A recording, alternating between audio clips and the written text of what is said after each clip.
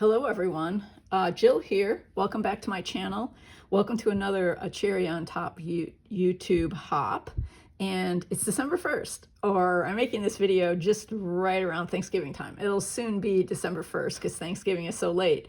And I want to take you through a video that has a holiday theme, which is what you're going to find if you hop along to all the other videos in this series.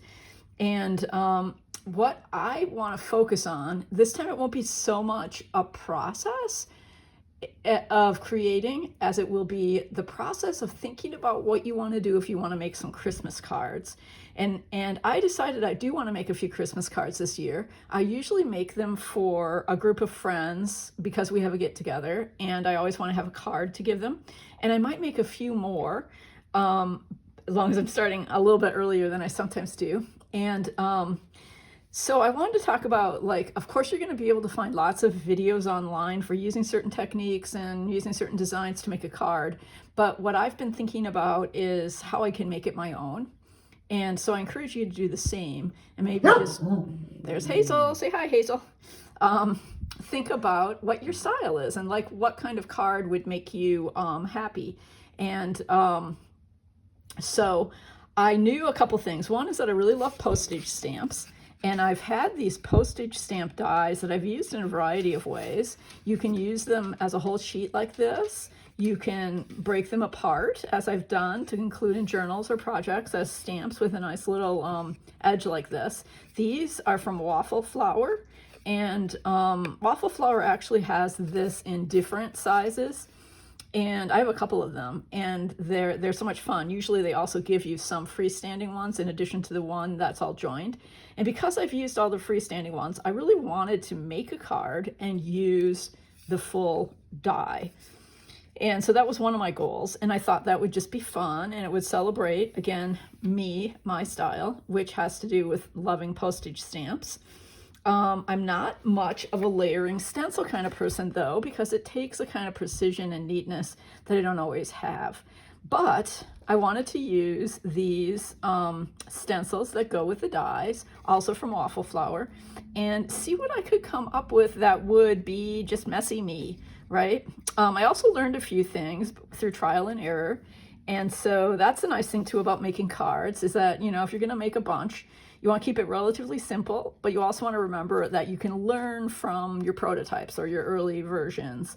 And one thing I learned is that when you layer these, this is the snowman one, when you layer them, this first layer doesn't give you too much room for, let me see, how did this work? See, that's the thing, I always get mind boggled. Yeah, it's this first one, you create your background. I used teal color, which you'll see in a minute when I show you. It's upside down for one reason, you gotta line it up. And then there's black on here because I wanted the little black coal eyes and so forth on my snowman. But you gotta be really careful with that and not use a big old tool of this sort, which is what I was using. And as I was doing this, I remembered I have some Tim Holtz precision applicators. I just have to find them, and I pretty much know where they are, but I haven't used them yet. The other thing I wanted to say, because I think that'll work great, that'll completely help you avoid this problem. And you might have some other kind of precision. I'd never really thought before why those are important. So that's one thing that I learned in the process of designing my card. The other thing is that I kind of liked the black shadow that came when that messiness occurred. So let me show you. Let me show you the card. Here it is. And so you can see the snowmen have a little bit of like black behind them, but it sort of makes them pop, right? I don't actually dislike it. So I'll experiment with doing a better job on that, but I might actually prefer my own messy, funky snowmen. So just to walk you through, I used a couple of colors for the background. I was thinking, yes, I did grab I used Distress Oxide for working with these layering stencils. This layer has two parts to it. And so for the background, I used Salvage Patina and Cracked Pistachio. And I kind of like that it has this dual blue-green, you know, where sometimes it's more blue, sometimes it's more green. So that's very me. I did like that. The other colors For the snowflake, I don't know that I have it here, but I started with really light pink, but that wasn't right. I don't know, it seemed a little too flat to me. So I added saltwater taffy. And then what I decided I liked about that is it picks up the orange of the carrot noses. It's not quite so pink. It's a little bit more salmony, a little bit more combination of pink and orange. And there's the spiced marmalade that I used for the carrot noses. Yeah, so actually it's pretty simple, very doable to use these for making your Christmas cards. Once you get onto it, as I said, you're gonna kind of perfect your method. You do need, I like to just use separate applicators for each color. The eyes and the arm, I use scorched timber in combination with black soot. So the stress oxides are great. As I continue to experiment, I might sprinkle a little bit of water if I want like a more blotched background. I'm not sure I need to get into that for the cards, but I often do that when I use stencils and distress oxides to give them a chance to oxidize a little bit more. The cool thing about these stamps is that they do come with, the cool thing about these stencils is that they do come with stamps that you can get that are related to postage that you can use over your designs. And so I thought that was really fun. And with Christmas cards, sometimes you maintain more interest in making them if you can vary it a little bit. And so there are plenty of possibilities on here.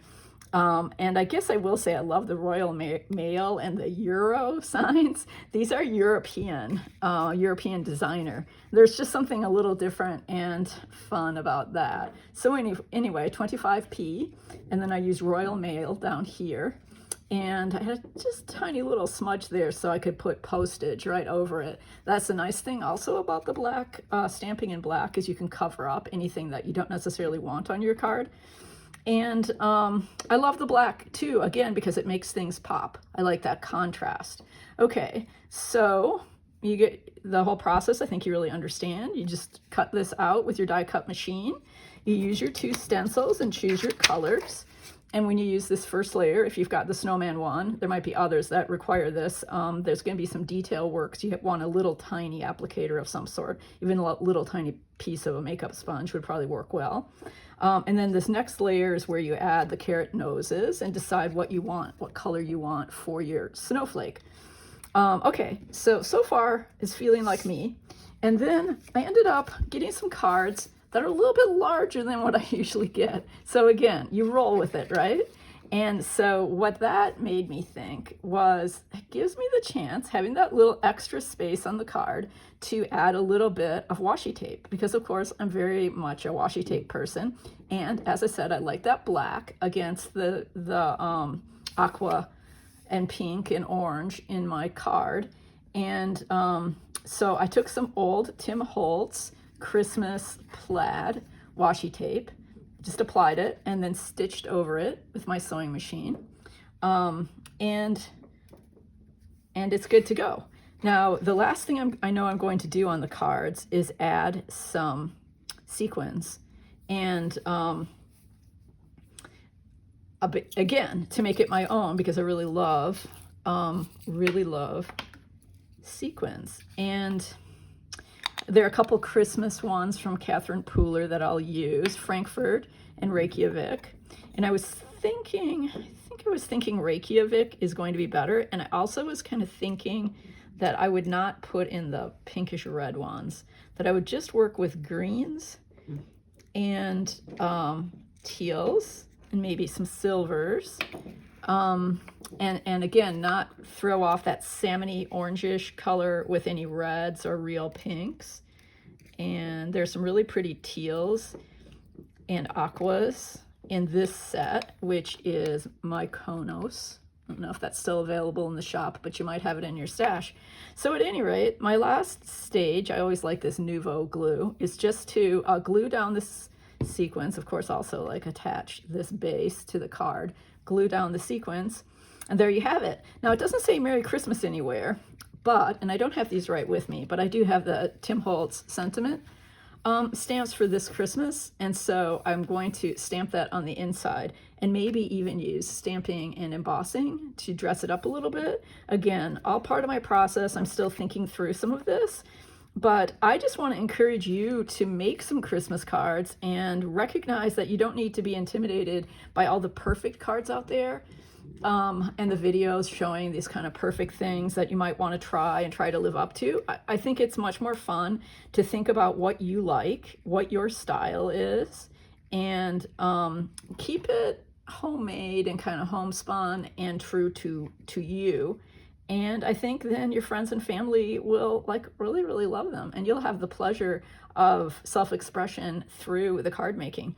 I'll just say one last thing is I'm using, again, you can use your stash. You don't have to get a bunch of new stuff, even though there are some great Christmas products out there right now. This fruit cake and tinsel from a couple years back I had in my stash, and I really love these colors of the kind of the plain papers, the pinks, but in this case for my project there was, I think you can see it, the rest of the paper is over there, but you can see it's kind of this grungy dark teal, which yeah, makes me happy for this card anyway. And of course the other great thing about stencils and making a card of this sort, you can completely change up the colors on the next card you make. You know, try something really different and use different background paper.